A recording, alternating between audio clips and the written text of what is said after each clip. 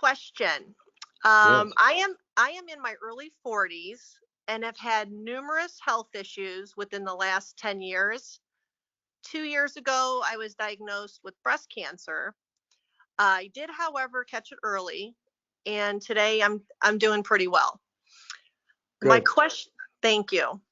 My question to you is, how can I let go of the fear of always waiting for the other shoe to drop philosophy with my health? when all I have when all I have Look, experienced is health issues. yes, yes. You want to hear some good news? You've had health issues? I've had cancer. You have? Yeah, actually, I think I still have it, Oh my honestly. gosh.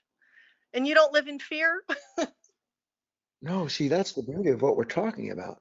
I know. So what do I do? Because if you've ever had cancer or any, God forbid, in one respect, on the other hand, one day, Charlene, God willing, you wouldn't change what's happened to you for all the money in the world. Okay. So here I am, and I'm waiting for the other shoe to drop. Yes. Who's waiting? It's not Charlene. No, not me.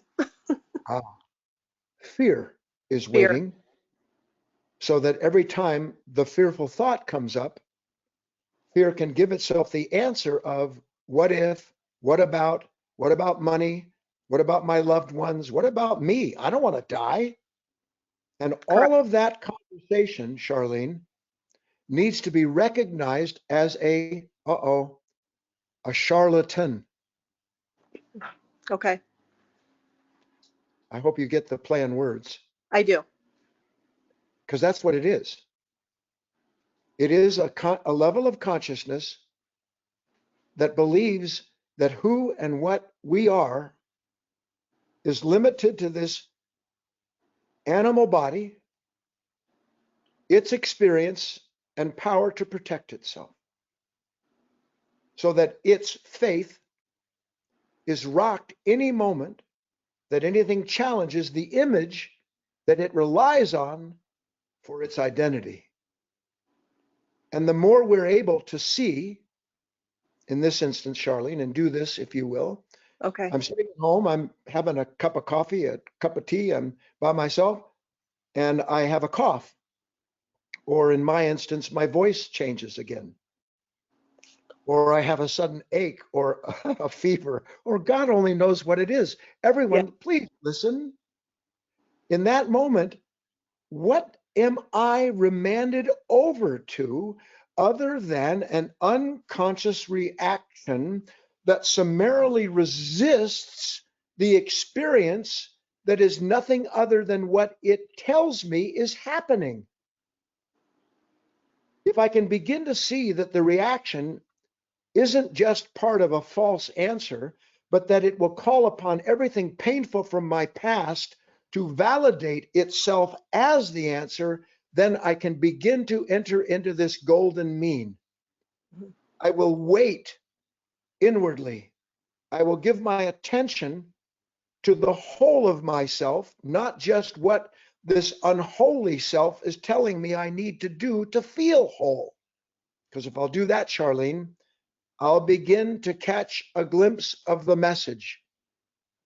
And the message is that who and what you are is eternal, that wisdom never dies, Okay. that love always watches over itself, and that our task in this moment is not to, although again, take practical measures, but that the idea of protecting myself from my own mortality is a fool's errand. Yes. All I need to do is to understand that and embrace that knowledge and remember it as best I can when some other part of myself hands me a reaction, confirms it with what it knows is true, Mm-hmm. and then drags me off into the dungeon that it always lives in and takes me to, promising to free me from itself, and it can't. That's why Correct. the princess didn't want to wait. How long am I supposed to wait, Mom? as long as it takes. For what, Mom? To discover there is already within you a kingdom, a message giver, an understanding that will release you from the fear of your own mortality and all of the knee-jerk reactions that try to protect the images we have of ourselves. A little Okay. bit under, get it a little bit, Charlene? Most definitely. And I go in and out of phases where I think I'm doing really Yeah. well. Yeah. And then I look at my 10-year-old son and I'm like, oh my gosh, wonder if, I'm not here next year. And then I just spiral. Yeah. I go down the slide. Yeah. I go down Yeah. the slide. Yeah. Once I So listen, entertain those thoughts, I'm done. that's exactly right. But that doesn't mean to push them away. The Correct. place, the place we're talking about is being a witness of those thoughts and a witness of the consciousness that wants to engage with them. Correct. Go ahead, Doug. Mute Charlene. I'm going to make one last comment, then we're going to go on. There is this beautiful expression, and I pray somehow that you understand it, everyone. The expression is that perfect love casts out fear. The golden mean is always the expression of perfect love, because the golden mean is always the marriage of kingdoms. And in the marriage of kingdoms is the understanding that we are not a captive of one and unable to contact the other. So perfect love casts out fear means that when we can wait